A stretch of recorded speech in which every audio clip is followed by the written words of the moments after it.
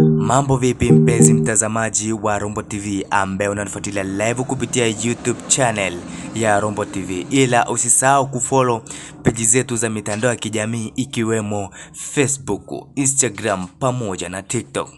Leo tunakuletea uhalisia wa Ziwa Chala. Ziwa Chala ni ziwa linalopatikana wilaya ya Rombo, mkoa wa Kilimanjaro, nchi ya Tanzania. Ziwa Chala ni ziwa linaloonekana kwamba ni ziwa la maajabu, maana kila aingiaye kutoka kwake na kuwa ni ngumu.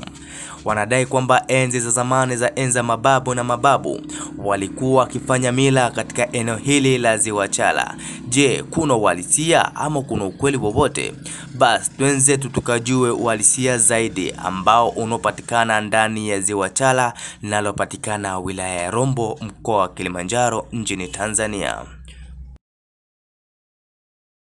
Ziwa Chala ni ziwa ambalo sidhani wengi wao wanalifahamu, ikiwemo kabila la Wachaga. Wanadai kwamba ziwa hilo halijulikani kabisa, lakini ziwa hilo linapatikana ndani ya wilaya ya Rombo. Hivyo basi twenze tukaongea na wananchi watueleze uhalisia wa Ziwa Chala, kwani hapa ndio nyumbani kwao.